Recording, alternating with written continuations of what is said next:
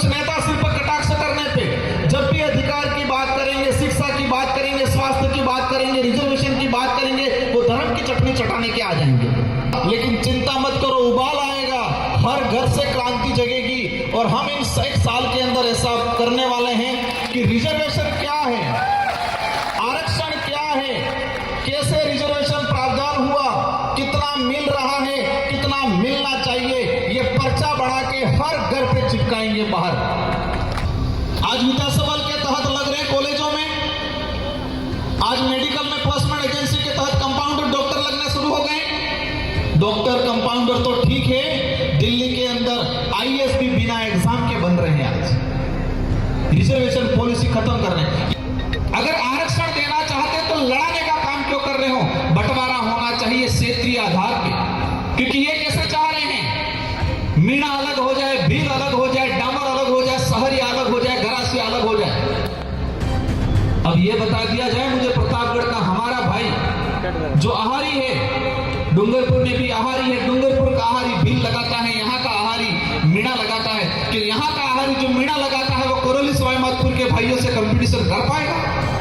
अज्ञानता वंश या षड्यंत्र के तहत या किसी भी तरीके से जो हमारे यहाँ भील समुदाय का इसका मीणा लिखा गया, उसका पहला संशोधन किया जाए। बांसवाड़ा में कार्यक्रम हुआ पहला, और सेकंड कार्यक्रम अपना प्रतापगढ़ जिला मुख्यालय पे, मैं मंच पे हमारे जो महापुरुष जिनकी प्रतिमाएं तस्वीरें जो लगी हुई है, इनको नमन करना चाहूंगा। इनको नमन करते हुए मैं मेरी बात को शुरू करना चाहूंगा। आज जिस बात को लेके हम यहां पर एकत्रित हुए हैं, जिस समस्या को लेके हम यहां पर एकत्रित हुए हैं, अनुसूचित क्षेत्र आरक्षण मोर्चा, तो ये मंच पे जो हमारी जो प्रतिमाएं लगा रखी है, हमारे बिरसा मुंडा से लगा के ज्योतिबा फुले, जयपाल सिंह मुंडा, भीमराव अंबेडकर जी, जिस आरक्षण की अपन बात कर रहे हैं, जिस आरक्षण की अपन लड़ाई लड़ रहे हैं, इन महापुरुषों की देन है जो संविधान के अंदर सम्मिलित हुआ 5वीं अनुसूची। और बड़े दुख के साथ कहना पड़ रहा है, सरकारें कोई भी रही हो, लेकिन आज तक अनुसूचित क्षेत्र का रिजर्वेशन पॉलिसी संविधान के अंदर क्या है, सरकार ने कब कब कैसे नियम बनाए, संविधान में क्या है प्रावधान और दिया कितना, इस पे आज तक बात नहीं हो पाई। बात इसलिए नहीं हो पाई है क्योंकि हमारा क्षेत्र भोला भाला रहा, हमारे यहाँ की जनता हर किसी की बात पे विश्वास करने वाली रही, शिक्षा की कमी रही, हमें संविधान का ज्ञान किसी ने नहीं दिया, जो 1950 में बना उसकी बात किसी ने नहीं की। लेकिन 5000 साल पहले, 10,000 साल पहले काल्पनिक क्या घटनाएं हुई, उसकी एक एक कड़ी हमारे समुदाय के लोगों को, बड़े बुजुर्गों को, हमारे रिटायर्ड कर्मचारियों को बताया गया। आप सबने अनुभव किया होगा कि हमारे पूर्वज या हमारे बाप दादा भी जो बड़े बुजुर्ग 60-70 साल की उम्र वाले हैं, स्कूल में नहीं गए होंगे, लेकिन ऐसी चीजें जानते हैं जो किसी कथावाचक के माध्यम से, किसी बैठक में सुना, जो 800 साल पुराना काल्पनिक घटना का एक एक कड़ी जानकारी में है, लेकिन संविधान के अंदर हमारा अधिकार किस अनुच्छेद में है उसकी बात किसी ने नहीं की, नहीं हमको बताया गया।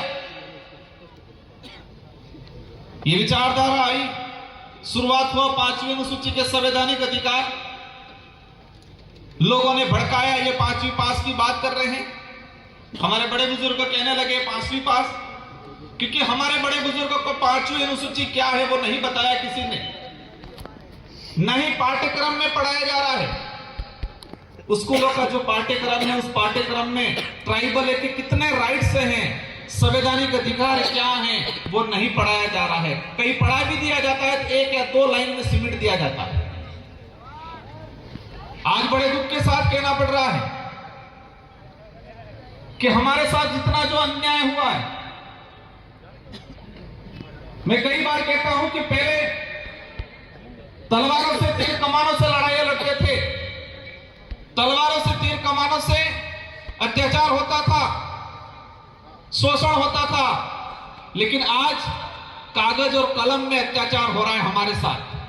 कलम के माध्यम से कागजों में हो रहा है और वो हमें एहसास भी नहीं हो रहा है। जब सुप्रीम कोर्ट ने कहा कोटे में कोटा, केंद्र सरकार को कहा और केंद्र सरकार ने सभी राज्यों पे छोड़ दिया कि राज्य अपने हिसाब से करें। अगर सच में हमारा इलाका वंचित है, उसको रिजर्वेशन देना चाहते तो टीएससी की बैठक बुलाते, सबसे पहले जितने ट्राइबल एमएलए हैं उन सारे एमएलए को बुला के पूछते क्या राय है सबकी। आज तक वर्तमान सरकार ने ट्राइबल एडवाइजरी काउंसिल की बैठक नहीं बुलाई। अब हमारे बड़े बुजुर्गों को ट्राइबल एडवाइजरी काउंसिल क्या है उसके बारे में भी नहीं पता है। वो पता इसलिए नहीं है कि आज तक इसके बारे में चर्चा नहीं हुई। माहौल बना दिया गया कि वो खा गया आरक्षण, वो खा गया, उसने ये किया वो किया। स्वाभाविक है जो जागरूक पहले हुआ, स्वाभाविक है जिसकी पहुंच राजधानियों के नजदीक थी, लाभ लिया। अगर आरक्षण देना चाहते तो लड़ाने का काम क्यों कर रहे हो? बंटवारा होना चाहिए क्षेत्रीय आधार पे, और क्षेत्रीय आधार पे इसलिए क्योंकि ये कैसे चाह रहे हैं मीणा अलग हो जाए, भील अलग हो जाए, डामर अलग हो जाए, सहरिया अलग हो जाए, गरासिया अलग हो जाए। अब ये बता दिया जाए मुझे प्रतापगढ़ का हमारा भाई जो आहारी है, डूंगरपुर में भी आहारी है, डूंगरपुर का आहारी भील लगाता है, यहाँ का आहारी मीणा लगाता है, कि यहाँ का आहारी जो मीणा लगाता है वो कोरोली सवाईमाधोपुर के भाइयों से कंपटीशन कर पाएगा? अगर सच में रिजर्वेशन वर्तमान सरकार देना चाहती होती, सुप्रीम कोर्ट की भी भावना होती, तो क्षेत्रीय आधार पे बंटवारा हो जाए। इस क्षेत्र में हमारी सबसे पहली मांग यह है, अज्ञानता वंश या षड्यंत्र के तहत या किसी भी तरीके से जो हमारे यहां भील समुदाय था इसका मीणा लिखा गया, उसका पहला संशोधन किया जाए। अगर इस इलाके के अंदर मीणा समूह होता तो इतिहास में यह पढ़ाया जाता कि महाराणा प्रताप के साथ मीणाओं की सेना लड़ी, भीलों की सेना लड़ी, यह नहीं पढ़ाया जाता। यहां भीलकोर बटालियन नहीं खुलती, यहां मीणाकोर बटालियन खुलती। हम इतिहास की परिपाटी में जाए और कागजों में भी जाते तो 1960 से पहले अगर देखा जाएगा सबका भील मिलेगा। तो मैं वही बात कहता था, पहले हथियारों से अत्याचार शोषण होता था, भेदभाव होता था, हमारे साथ अन्याय होता था, अब कागजों में हो रहा है। पहले हथियारों से होता था तो हमें नजर आता था, हमें एहसास होता था, अब कागजों में हो रहा है, और कागजों में ऐसा हो रहा है हमको पता भी नहीं चल रहा है। 50 साल गुजरने आगे लेकिन अभी तक पता नहीं चल रहा। आज भी गुमराह करते हैं। हमारी लड़ाई किसी भी पार्टी या किसी से नेता से नहीं है, हमारी लड़ाई सच्चाई को लेके है, हमारी लड़ाई हमारे अधिकारों को लेके है। प्राइवेटीकरण, कुछ लोग कह रहे गुजरात मॉडल,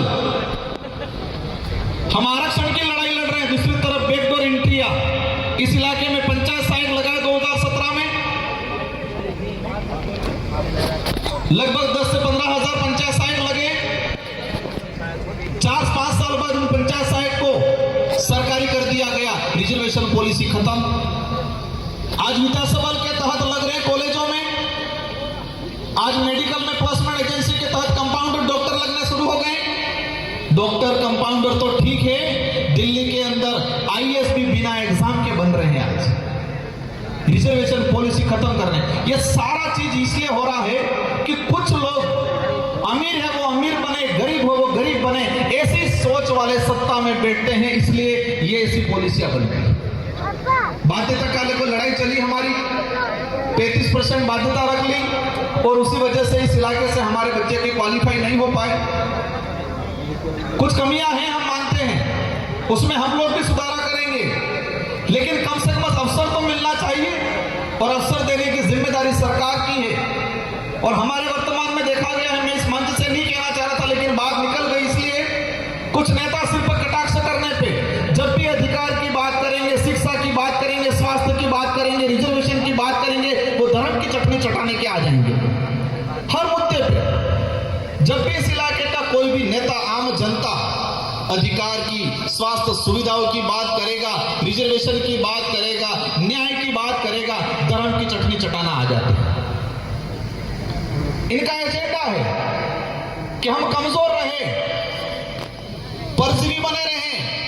ये नहीं चाहते हैं कि गरीब आत्मनिर्भर बने, क्योंकि गरीब आत्मनिर्भर बन गया तो उनकी राजनीतिक रोटियां सेकना बंद हो जाएगा। क्योंकि फिर आत्मनिर्भर बन गया तो सही गलत का फैसला करना लगेगा, सवाल जवाब करेगा। इसलिए सारे साथियों की जिम्मेदारी है कि ये लड़ाई मेरे अकेले की, इस मंच पे विराजमान ये जो जनप्रतिनिधि हैं, जो विधायक जी, इनके अकेले के नहीं है, हम सबकी लड़ाई है। और उस लड़ाई को संवैधानिक तरीके से लड़ना है। कुछ लोग सोचते होंगे कि संगठन चल रहा है, रैलियां निकाल रहे हैं, क्या होगा, लेकिन चिंता मत करो, उबाल आएगा, हर घर से क्रांति जगेगी। और हम इन 1 साल के अंदर ऐसा करने वाले हैं कि रिजर्वेशन क्या है, आरक्षण क्या है, कैसे रिजर्वेशन प्रावधान हुआ, कितना मिल रहा है, कितना मिलना चाहिए, ये पर्चा बढ़ा के हर घर पे चिपकाएंगे बाहर, हर घर के बाहर। हर घर में पैदा हुआ बच्चा जिस दिन समझदार हुआ, जिस दिन बोलना सीखे, जिस दिन समझदार और बोलना सीखा, उस दिन से ही अपने अधिकार को जानने लग जाए। ऐसी क्रांति लाने का अपन सब मिलकर काम करेंगे, क्योंकि उन्होंने अंधकार में रखने का काम किया है, हमारे अधिकारों पे पर्दे डालने का काम किया है। इसलिए हम मुहिम छेड़ेंगे अपन सब मिलकर, आप सबके साथ सहयोग से, जो घर में बैठे हैं, क्योंकि आज माहौल बड़ा हुआ है। किसी सरकारी कर्मचारी के परिवार से कोई यहाँ पर आ जाए तो उसका ट्रांसफर हो जाता है, कहते हैं। पर एक बात समझना, जितने नेता, कर्मचारी, अधिकारी को जो न्याय की बात करता है, जो समाज की बात करता है, जो अधिकार की बात करता है, उस कर्मचारी को ट्रांसफर परेशान करने का काम करते हैं। लेकिन जो नेता, जो अधिकारी, कर्मचारी को जो न्याय की बात करता है, उसको परेशान करते हैं। उन नेताओं के बच्चे, मैं कहना चाहूंगा, कम से कम तुम्हारे बच्चे उस काबिल बनाओ जिस अधिकारी को, कर्मचारी को परेशान। तुम्हारा बच्चा तो बनाओ एखादा कर्मचारी, अधिकारी। जितने नेता परेशान कर रहे हैं, इन सारे नेताओं का देख लो कि उनके बच्चे क्या कर रहे हैं। जिस गरीब घर का व्यक्ति मेहनत करके नौकरी लगा है, उसको तुम परेशान कर रहे हो। कम से कम तुम्हारे बच्चे को तो बना के दिखाओ एक बार, कम से कम उस काबिल। फिर पता चलेगा कैसे तकलीफ होती है, कैसे बनता है, कितना पसीना आता है।